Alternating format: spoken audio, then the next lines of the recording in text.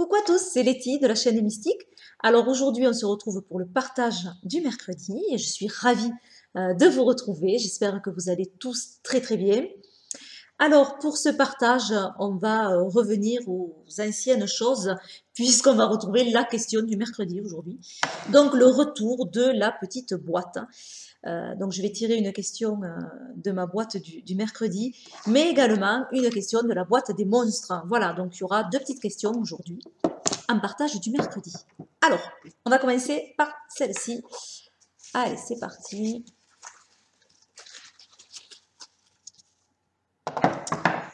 Celui-ci.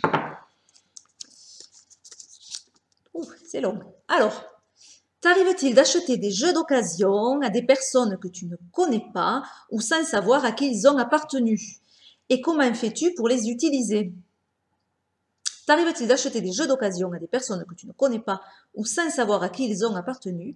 Et comment fais-tu pour les utiliser? Alors oui, ça m'arrive d'acheter des jeux d'occasion, ça m'arrive assez fréquemment, à plusieurs endroits.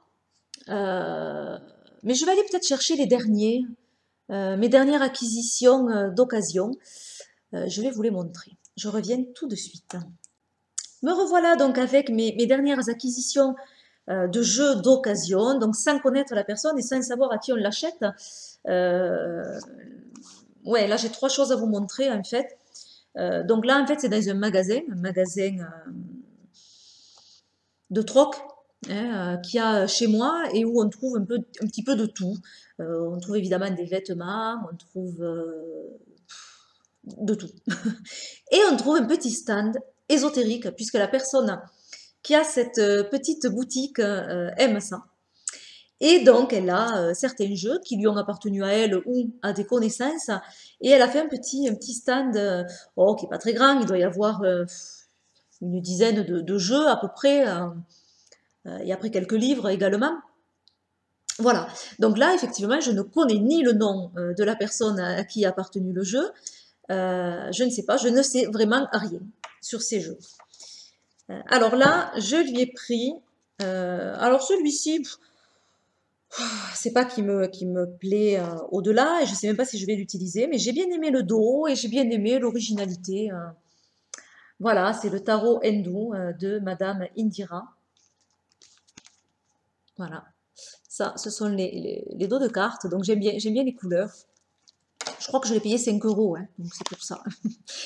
Et vraiment en très très bon état, vraiment.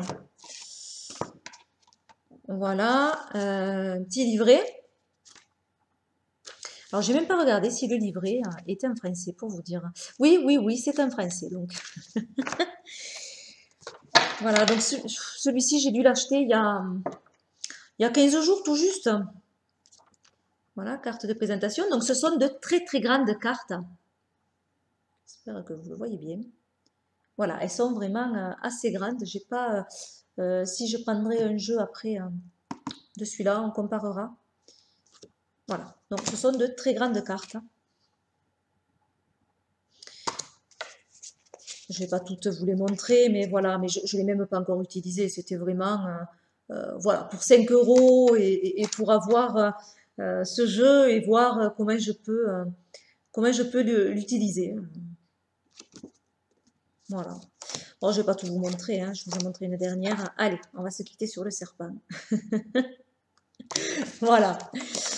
Voilà, donc celui-ci, je ne sais pas à qui il a appartenu parce que je ne sais même pas si c'était à la vendeuse. Je sais qu'elle aime bien tout ce domaine-là parce qu'elle m'en a parlé quand je suis passée à la caisse, évidemment, avec mes jeux.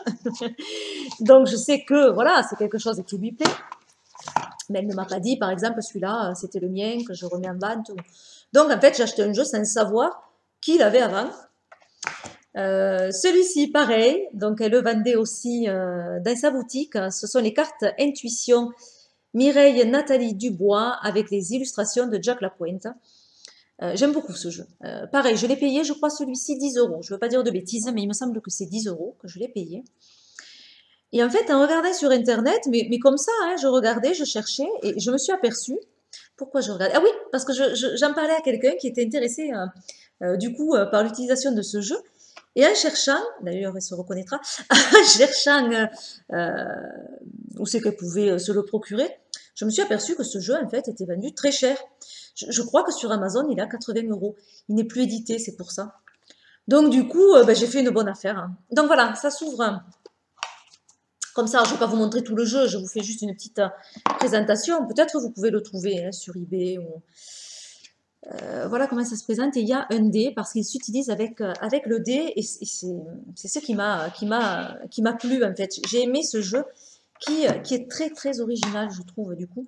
Donc, il y a le petit livret en français, et rien qu'en français, celui-là, ouais. Une carte de présentation, voilà le dos. Voilà, ce sont aussi de grandes cartes. Alors, vous voyez qu'il y a, sur la carte de la femme, hein, par exemple, vous avez la femme cosmique en 1, la femme Ève en 2, la femme active en 3, la gitane en 4, la maternelle en 5, la femme spirituelle en 6. Vous voyez, tout est noté en dessous. Donc, quand vous tirez cette carte, vous allez regarder sur le livre les significations de la femme. Donc, de façon générale, la carte numéro 2, voilà, on a une signification d'abord générale de la carte de la femme. Et ensuite, selon, quand vous lancez le dé, là, par exemple, le 4, la gitane, vous allez regarder ce que ça veut dire. Donc là, c'est la clairvoyante. Voilà.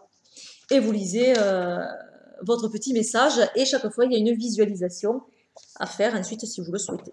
Voilà, donc j'ai trouvé ce jeu assez original. Bon, pareil, pour 10 euros, je me suis dit, je vais trouver toujours quelque chose à faire avec ce jeu. On a les cristaux, on a le livre. Je vous montre quelques illustrations.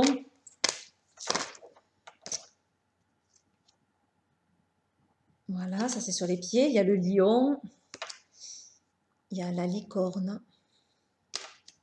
le phare. Voilà, bon, c'est assez sympa. Il y a les éléments. La lune et le soleil. Allez, la dernière, l'esprit. Voilà. Donc pareil, celui-ci, je ne sais pas à qui il a appartenu et ça ne me dérange pas du tout. Voilà. Mais il était pareil, en très très bon état, franchement. Bon, on voit que c'est un jeu ancien, hein, c'est sûr, hein, mais les cartes sont relativement en bon état.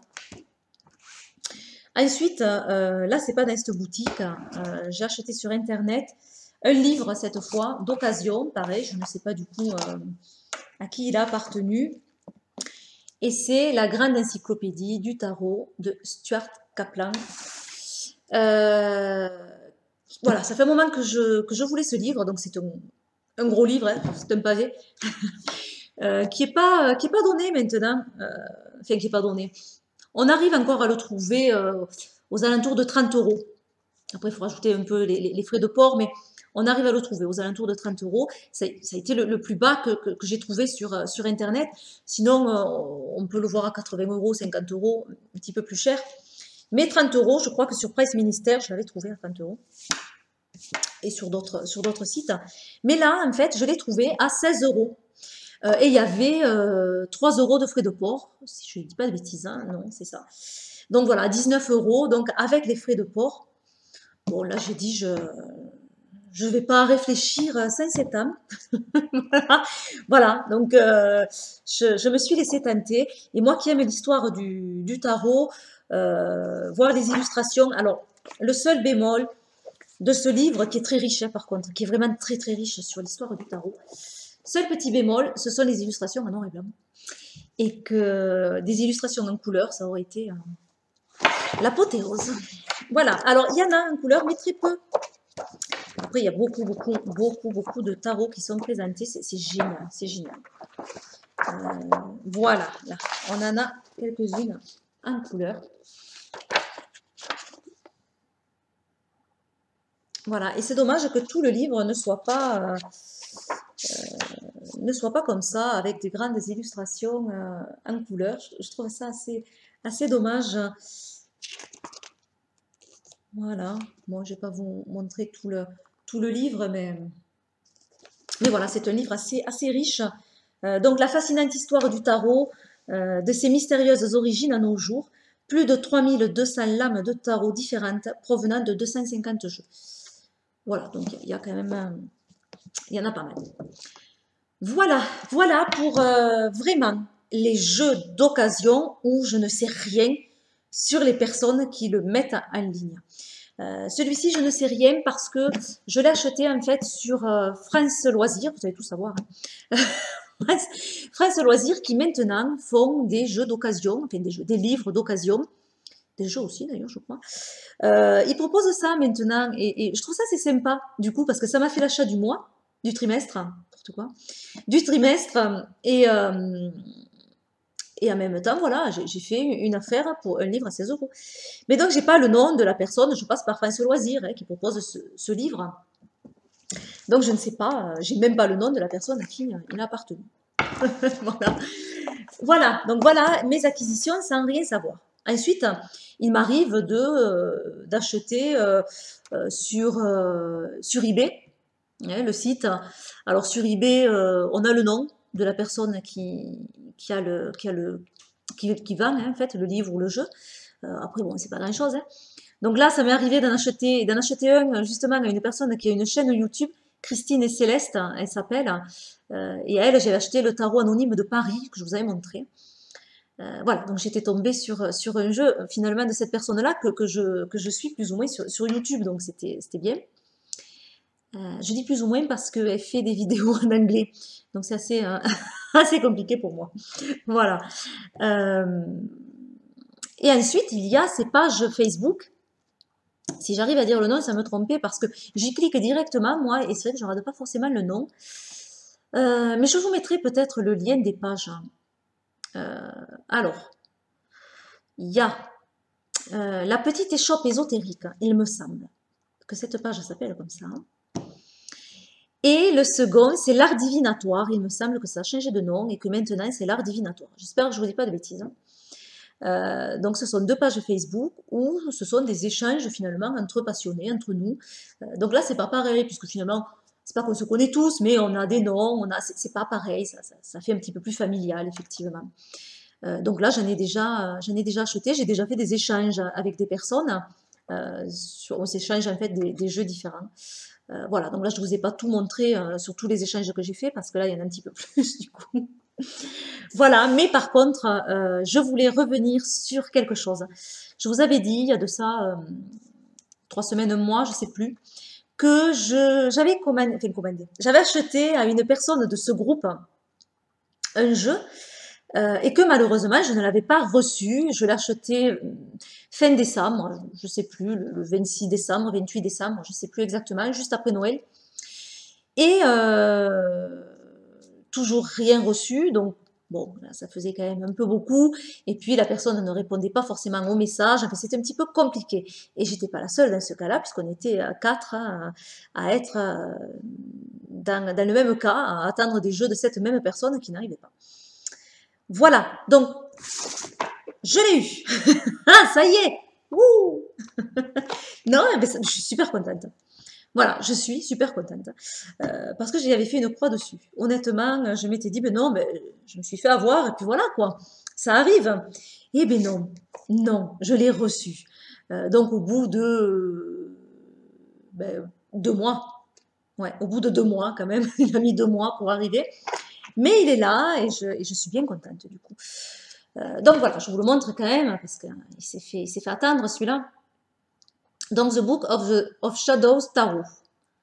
Donc, il y a 2 jeux dans ce coffret, en fait. Je vais vous montrer vite fait. Si vous voulez après une présentation, je vous le présenterai. Donc, on a le livre qui présente les 2 jeux, mais on a également un petit livre pour le jeu numéro 2. Alors, moi, c'est surtout pour le jeu numéro 2, en fait, que je voulais ce coffret. Je vais vous montrer vite fait pourquoi, mais...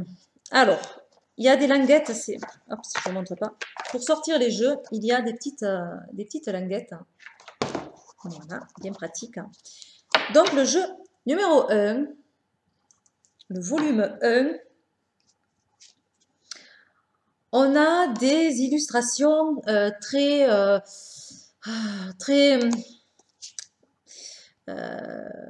très Wicca. Hein, voilà, très païen, on est dans la magie, on est dans les mythes également, dans les fêtes païennes. Voilà, on est vraiment dans tout cet univers mystique, ésotérique. Voilà, avec le nom de certaines fêtes, Beltane, par exemple. Je ne vais pas tout vous montrer, mais bon. Mabon, Yule. Voilà, donc on a toutes ces fêtes païennes. Voilà, un jeu très très Wicca pour le premier tome. Et les mineurs sont abordés de façon très différente. Alors, si je me souviens de tête sur les mineurs, on va avoir au niveau, alors, au niveau des bâtons, donc on est dans la série du feu, ça ne change pas. On va avoir là les planètes. Chaque carte, chaque lame va être associée à une planète. Par exemple, la numéro 3, on va avoir Vénus, la numéro 4, Jupiter, Saturne, pour la numéro 6, etc. Voilà. On va avoir des planètes pour chaque carte. On a Neptune. Et la dernière, la 10e, on a une constellation. Voilà, alors ça c'est pour les bâtons. Les bâtons vont être associés aux planètes. Je ne vais pas tout vous montrer, parce qu'il faudrait que je vous parle aussi des cartes de cours qui sont différentes, mais bon, voilà, je vais aller vite. Pour la série de l'air, pour les épées, on va avoir la sorcellerie, pas que, tout ce qui est divination en fait. Par exemple, je vous ai montré quelques-unes, on a le pendule sur le 2 d'air. On a la boule de cristal sur le 3 d'air.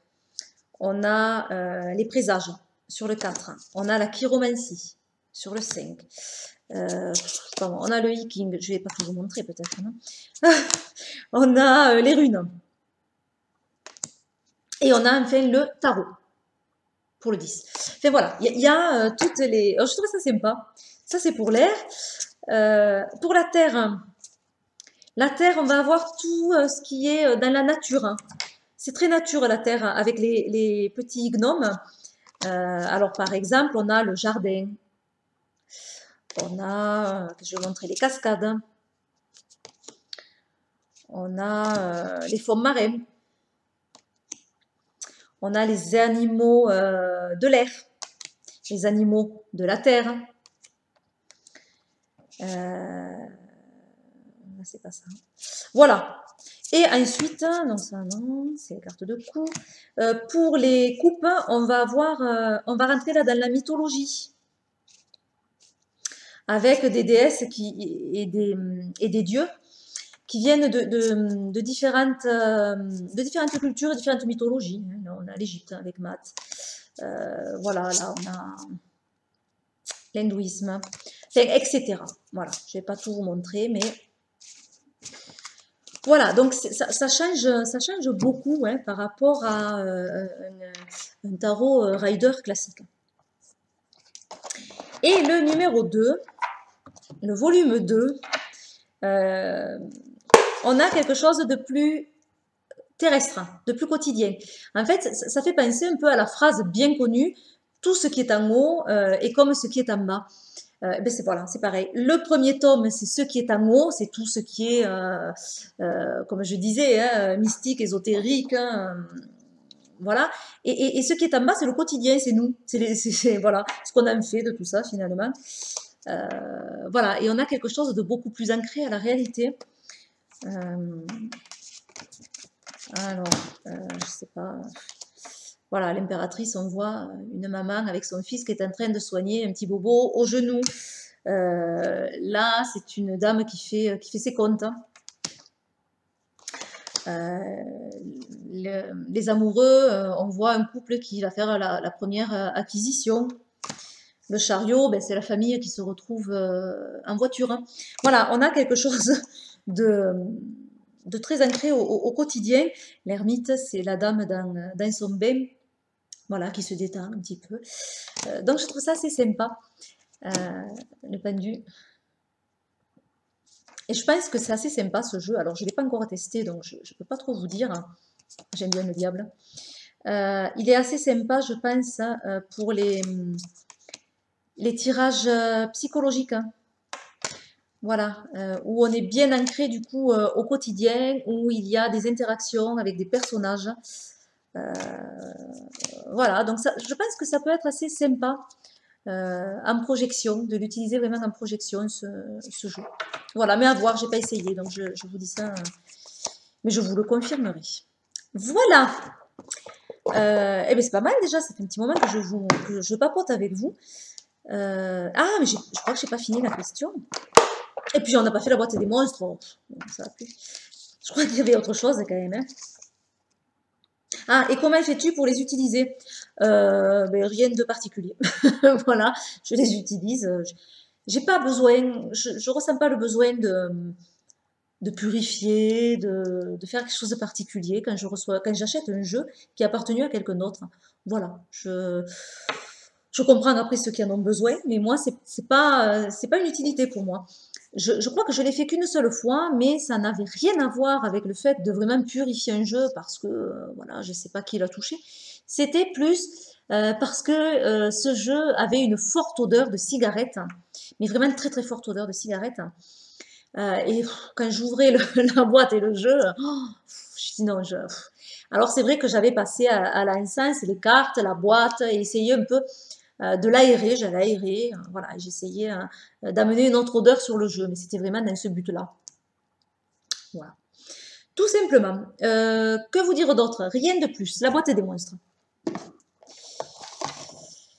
Allez, on va tirer une question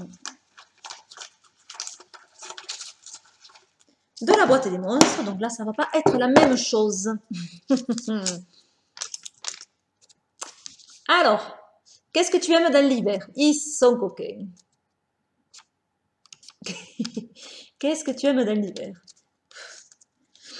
Qu'est-ce que j'aime dans l'hiver? Qui se termine. Non, qu'est-ce que j'aime dans l'hiver? C'est pas que j'aime pas l'hiver d'ailleurs, j'aime toutes les saisons, elles sont intéressantes à passer toutes, je trouve. Après, c'est pas ma saison préférée. Effectivement, je suis très frileuse. J'aime pas trop le froid. Moi, je suis une fille du soleil, une fille de l'été. Voilà, donc c'est vrai que l'hiver, je suis plus au ralenti, même si voilà, j'aime bien après avoir cette saison qui est un peu plus au ralenti. Mais pour moi, il faudrait que l'hiver soit plus court, en fait. Allez, 3 semaines d'hiver me suffiraient amplement. Voilà. Alors, qu'est-ce que j'aime dans l'hiver? Si, dans l'hiver, j'aime les bottes. J'aime m'acheter des bottes. C'est vrai, j'adore les bottes. Voilà, les bottes, les bottines, les chaussures d'hiver, j'adore ça. Les écharpes. Ah oui. Ah, l'hiver, ouais, acheter des écharpes. En fait, c'est les fringues que j'aime bien l'hiver. Les manteaux aussi, tout ça, c'est chouette. En fait, voilà, je serais triste qu'il n'y ait pas d'hiver parce que je pourrais pas ressortir mes manteaux, mes bottes et mes écharpes. Je suis contente quand je les ressors quand même. Voilà, après c'est un peu trop long, mais bon. Ouais, mais voilà, c'est les fringues en fait que j'aime dans l'hiver. La raclette aussi, ben oui, raclette aussi. Voilà, voilà, c'est tout. Mm. C'est tout ce qui me vient sur l'hiver. Et Noël. Oui, et Noël, parce que vous le savez déjà, c'est une fête que j'aime beaucoup, Noël. Une fête familiale hein, que j'adore. Donc voilà, c'est pas mal déjà. Les fringues, Noël et la raclette. C'est pas mal. Donc vous, qu'est-ce que vous aimez dans l'hiver? C'est intéressant. Puis c'est intéressant qu'elle tombe maintenant cette question parce que on va vite passer au printemps, elle aurait été obsolète. Voilà, eh bien j'ai fini pour mon partage du mercredi. Je vous fais plein d'énormes bisous. Et puis je vous dis à très bientôt pour de nouvelles vidéos. Bye bye.